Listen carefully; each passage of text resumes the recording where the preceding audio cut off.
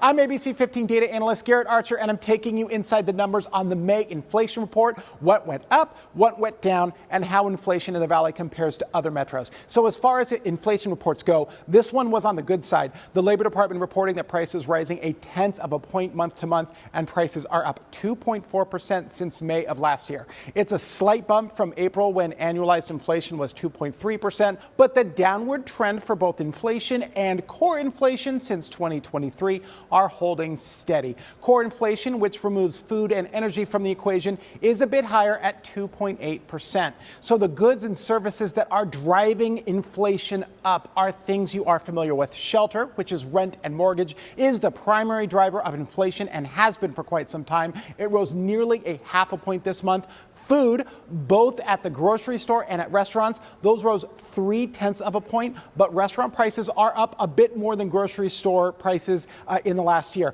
And car insurance, I'm sure you noticed this one, up 0.7 point just in 1 month, and a huge 7% since last year. The goods going down the most in price since April. So that's cars and clothes. New and used vehicles both down 0.5%, but prices still up year over year. Apparel is cheaper than it was last year, and gasoline dipping almost 3 points monthly and 12 points annually.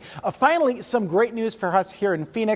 We continue to have the lowest inflation rate in the country, measured in April at 0.3%. The next lowest city on the list, Dallas, came in at 0.6%. Its neighbor Houston, number 3, at 1.3%. The metros with the highest inflation, the big ones, Chicago at 3.3%, and finally New York City at 3.4%. With a look inside the numbers, I'm Garrett Archer, ABC 15, Arizona.